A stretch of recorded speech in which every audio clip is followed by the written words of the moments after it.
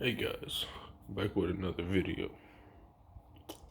This is gonna be what if Naruto left the village. I want to say it's like part 3 or part 4. I don't know. You can see by the title. Um, so how we're gonna do this bad boy is actually let me get my headphones.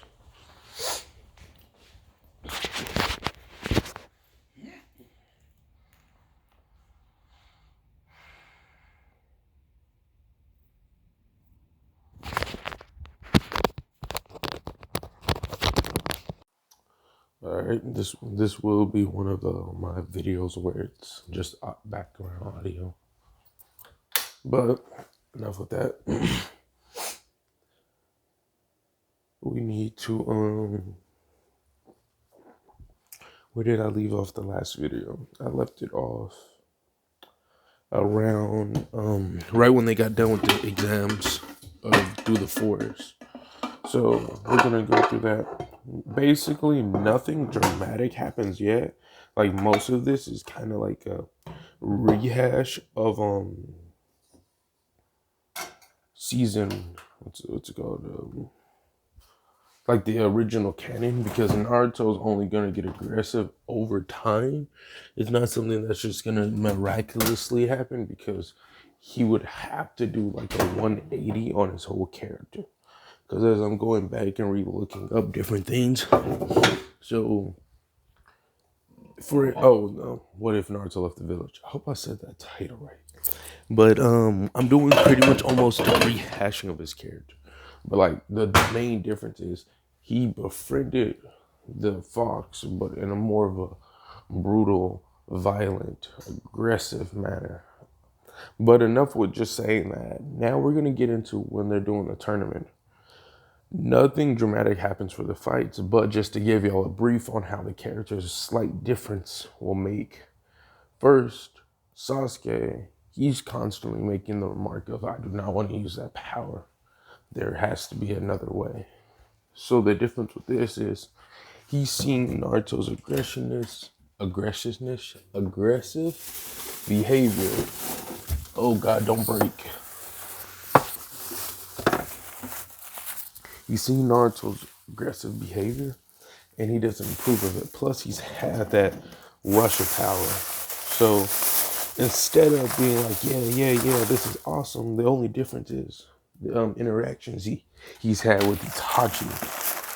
So if he didn't have these interactions originally or remembered, supposedly, I don't know, I think he would remember, someone brutally murdering like your whole clan and then crying about it. I think that would be an important detail. But then again, many things can happen due to trauma, so I'll let it slide. But with that being said and stuff, we're gonna get, while he's fighting, nothing different changes here. He still does the line barrage, maybe with an extra hit or two. Whoopsie. Now we're gonna go to, and yes, the curse mark does get sealed up, but it's gonna be more of a willing thing. Like he didn't really fight it in canon, but it's just gonna be a lot sooner, because he's gonna be like, I do not want to deal with this thing at all. So they got that taken care of ASAP. Then we're gonna get into pretty much all the other fights. I don't know which ones come first, but I got the order mixed up. Like I just got done rewatching the thing I needed to watch to see what order I'm in. So if I'm not mistaken, we're gonna go through all of them are the same. The only main important ones is gonna be the Gar versus Rock Lee and Naruto versus Kiba. So let's get that one on the start. Let's see which one. Let's do the Kiba one, since that's kind of the whole focus of this particular what if. So Naruto versus Kiba isn't really gonna be too special. It's mainly just gonna be where Kiba is getting it's actually Millie rocking this dude, but like once again you gotta remember this Naruto is a hair bit smarter. Not a hair, but a good bit smarter than his canon counterpart, due to the simple fact that he's actually him and the fox has been training kinda. He's been doing some meditation, been learning from the fox and stuff. So I'm gonna say he's a lot smarter and has a lot more abilities, but nothing too dramatic. So anyways, so as the fight proceeds, the fox is like, Do you want my power to crush him? He is one of the people that bullied you. Not necessarily saying he was one of the people, but that's kind of just how they see everybody. Like, you probably would have bullied me given the opportunity, or something to that flex. So his eyes turn red. Everyone's slightly scared. His eyes turn red, and then he teleports right behind Kiba. But it wasn't him. It was a shadow clone. One shadow clone hit. One shadow clone hit. He says, To, Demon Fox Uzumaki Virage. And like he's done for. He's gone. Vamos. No, not to exist. Now that that dude's out of the picture, we can go to the Gar match. And I'm sorry if I messed up the order and that's like triggering somebody. But we now can go to like straight into the Gar match. Oh, and don't forget, you can by all means tell me if I missed something or if there's something I need to go back over, because I do not do these what ifs. So I'm trying to get my foot into it and understand the story a little better. And so, with that being said, we got Rock Lee and Gar. That's not different. You know, Gar was still gonna like fuck Rock Lee up, but the difference is some of the interactions. Because um Ninetale Fox Naruto, like his Ninetales from this moment on is like actually constantly active.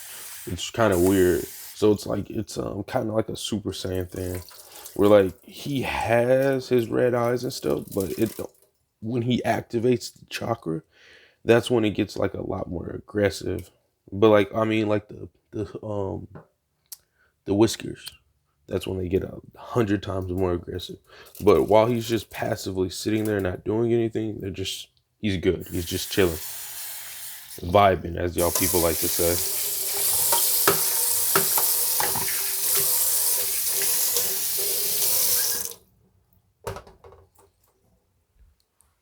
So the fight proceeds, and Naruto's like, "Is this what power is?" Because as he's seeing the way Gar fights and stuff, and the fox growled at Naruto, said, "No, do not ever make that assumption again.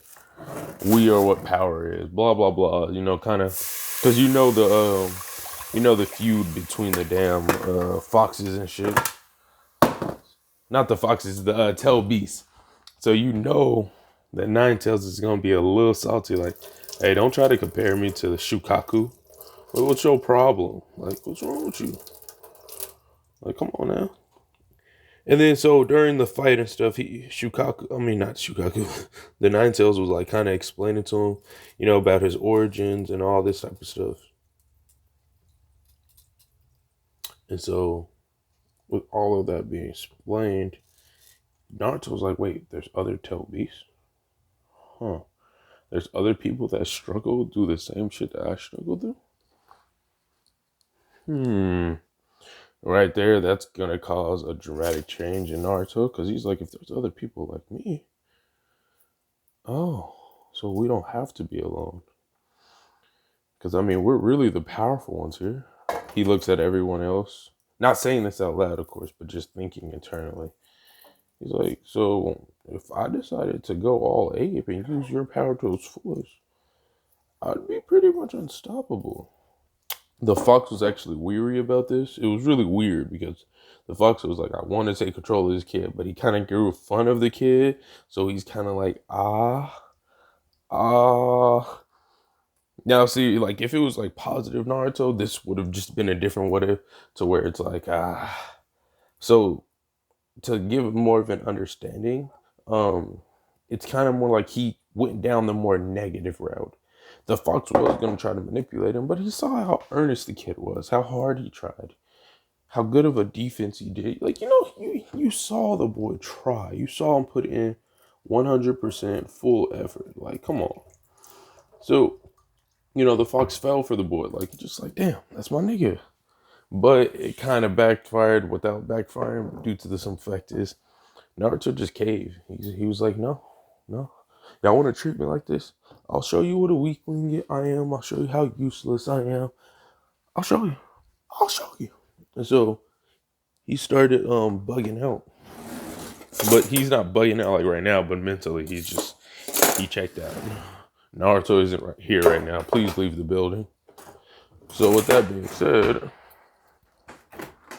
Gar's fight, he's questioning everything. And the Fox is trying to explain. It's almost like the Fox wants him to be good, but at the same time, he doesn't. So it's like he's an anti hero. But yeah, enough with that. Gara folds Rock Lee, similar to how it was in canon. Um, then when it comes to the Neji and Hinata fight, it happens the same. But instead of like Naruto bugging out, he's just like, I see. He goes up to Hinata, picks her up, puts some of the QB cloak around her. You were weak. He is upset about this, but he does plan to fix it for her.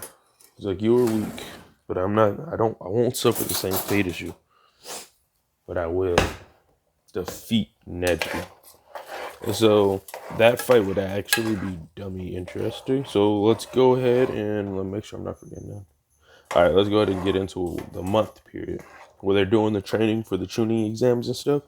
So how that would play out is pretty similar, but okay. So first things first, we got to take into account that Sasuke's not trying to go straight down the hatred path. Gaara pulls up talking about your hate has to be stronger than mine, or all of this other stuff. Gaara bumps into Naruto as like, he's interrupted this dude training. They don't even say nothing. They just stare each other down. And if it was animated, you would kind of see it like the snake demon and then the fox demon, where they're just like kind of like they're just staring each other down and shit. And so they would have like a bickering, battle between who has the more hatred.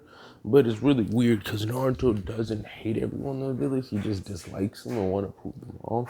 But in a very, very, very much more aggressive manner and more unruly. He still trains with Jiraiya,